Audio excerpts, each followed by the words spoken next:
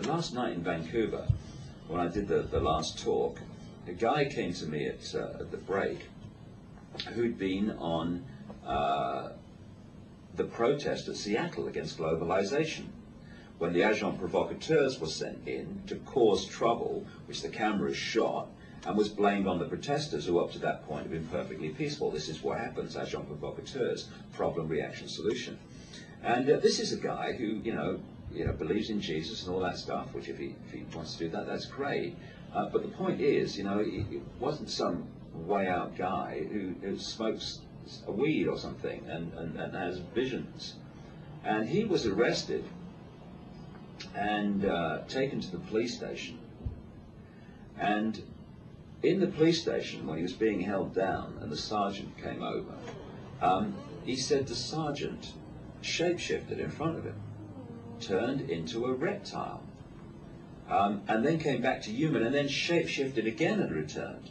So then when you talk to insiders, and when you look back at the texts that talk about the fact that this serpent race exists in planes unknown to man, just outside this frequency range, then there is a gathering mass of evidence that this is going on. And, again, people who dismiss it without question, without research, and without reading further about it, they're not making a statement about me.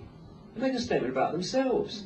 The idea that they can come to definite conclusions about something without even looking at it. I mean, excuse me, and you claim to be in control of your own mind. So it's not my job to persuade them. I don't want to persuade them. But the point is, there's a gathering mass of evidence to support it. And what I was going to say is, you talk to physicists, and even within this frequency range, this narrow frequency range that we can access, that we call the universe, we can only see about 10% of the matter that exists in this universe. We can only see matter that reflects light. Luminous matter, they call it. Dark matter that doesn't reflect light in a way that we can perceive it, we can't see. So you look at the fantastic diversity of genetics and expressions of life that we can see in this tiny 10% and less of this one little frequency range. Then you kind of think outside of this frequency range is infinity. If entities had not evolved through the reptilian stream, when you look at the unbelievable diversity of the reptilian species in this tiny little 10% of the universe that we can see, in this little frequency range, then it's not that it's fantastic that this species could throw up a form that is humanoid and has an intellectual intelligence. It's actually staggering if it had not done so. I spoke at this conference in America, and I talked to this guy who ran a magazine, and he was a real straight Christian patriot guy, not into all this, stuff. And he said to me, I like your stuff, he said. I like all your political stuff and all your secret societies, he said, but I have a real problem with this reptilian thing, right? And this shape-shifting. He said, I can't get my head around that. I said, fair enough, not a problem. Just take what you like and leave the rest, don't matter.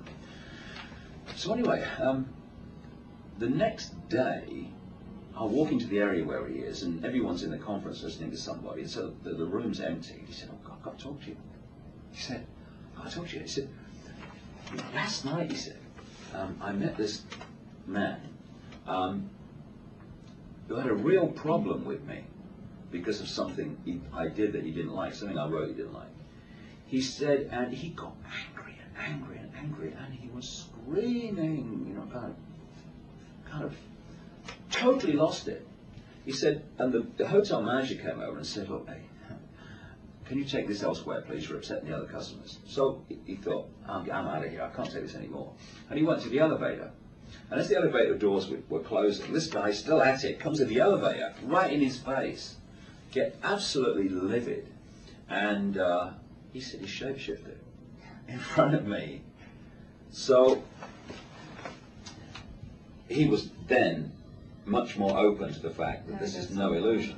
This is conditioned to believe that people manifest and entities manifest as like human bodies, because that's the conditioned mind reacting. And I understand that, but any conditioned mind that says, I am not going to look at the evidence, I'm just going to dismiss it because it is so different, is a conditioned mind that is unbelievably imprisoned while thinking it's free. We are given a conditioned reality that is so different from what's actually happening, that gap, that chasm between what we're conditioned from cradle to grave to believe is reality, the movie screen, and what's going on is so great that lots of people can't make that leap. And that's not by accident, that's by design.